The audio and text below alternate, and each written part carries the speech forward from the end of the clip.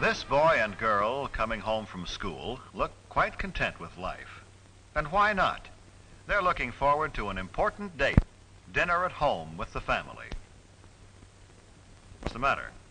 Doesn't that sound exciting to you? Well, to them it's a special occasion, as it has been ever since they sat down to dinner in high chairs. Why should they feel that way about something you take so completely for granted? Well, let's see if we can find out.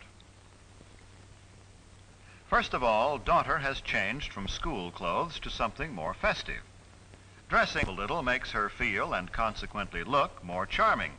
Even the table takes on a special air. Mother, too, changes from her daytime clothes. The women of this family seem to feel that they owe it to the men of the family to look relaxed, rested, and attractive at dinner time. Brother is spending an hour before dinner catching up on his homework. He has plans this evening. Perhaps that explains the telephone call. But he won't spend a lot of time on the phone either. When there are several members of the family to be considered, it is not a good idea for one member to monopolize the phone. And it is never good to allow telephone conversations to interfere with studies.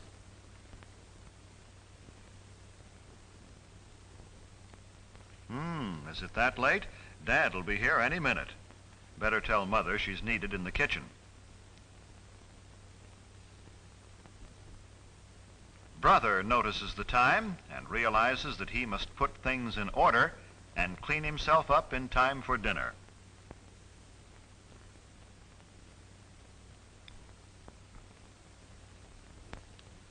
Hello there. Junior is always in a hurry, particularly for dinner. But first there's a cleanup job to do on this young man.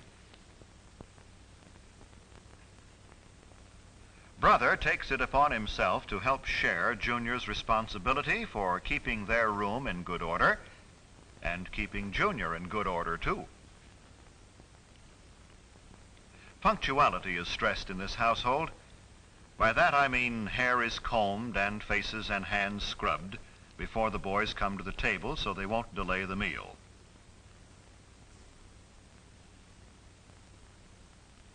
Now, mother and daughter put the finishing touches on the dinner.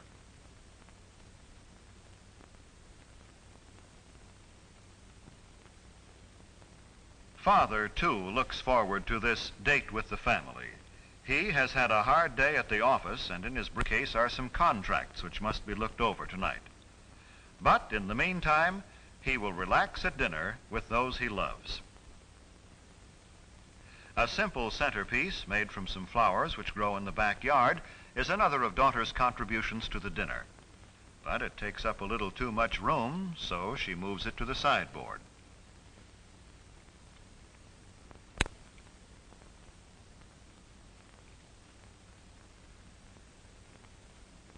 These boys greet their dad as though they are genuinely glad to see him, as though they had really missed being away from him during the day and are anxious to talk to him. This is the time for pleasant discussion in a thoroughly relaxed mood. They don't pick this time of the day to spring unpleasant surprises on Dad. If they have disagreeable news, they'll postpone the discussion until another time. And this is no time to dun Father for a raise in your allowance, new clothes, or argue about other financial matters. Ah, dinner time. Yes, Mother, Junior remembered to clean up.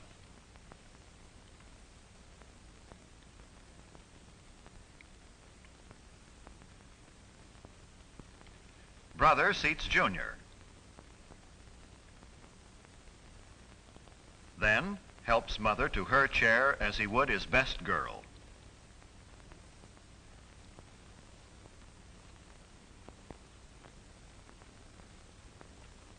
Well, the dinner date has begun, and they're all happy about it.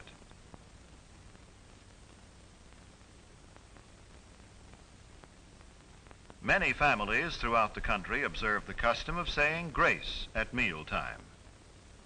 It is always treated with reverence and respect.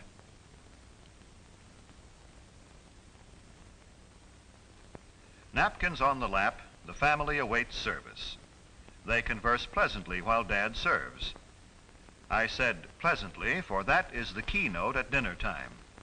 It is not only good manners, but good sense. Pleasant, unemotional conversation helps digestion. Father serves mother first, then daughter, then the boys. Don't worry, fellas, you won't get left.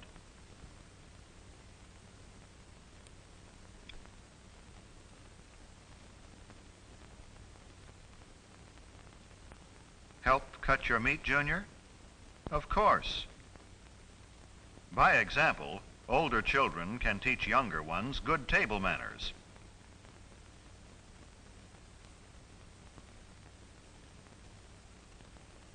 No one starts eating until Father has served himself. Always wait for the hostess, in this case Mother, to begin eating before you start. Let Father and Mother guide the conversational trend if they desire. After all, they made all this possible and may want to talk over their day with each other. Tell Mother how good the food is. Maybe Sis rates a compliment too. It makes them want to continue pleasing you. Well, all this is good general advice, but there are some specific don'ts. Maybe the family will demonstrate for us. Don't monopolize the conversation and go on and on without stopping. Nothing destroys the charm of a meal more quickly. To say that the rest of the group is bored would be a gross understatement.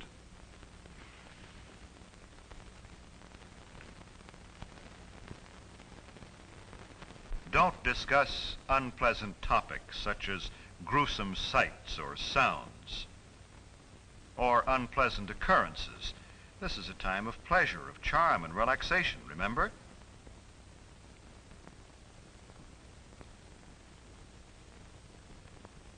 Don't make unkind comparisons about your standard of living.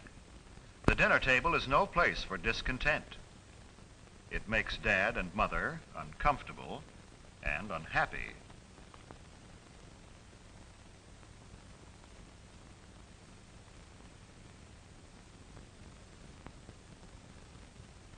Don't insult your brother or sister with offensive remarks about friends. Arguments, harsh words mean tension and distress for everyone.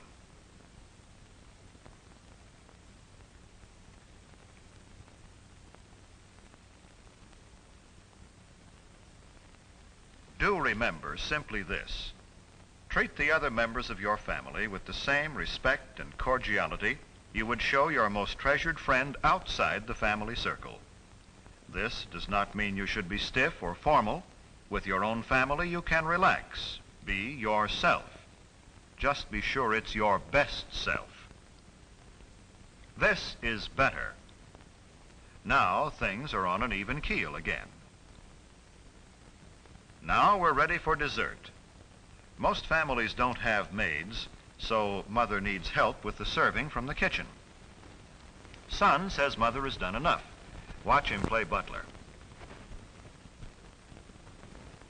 The removal of dishes from the main course and the serving of dessert set the stage for the conclusion of a thoroughly pleasant meal.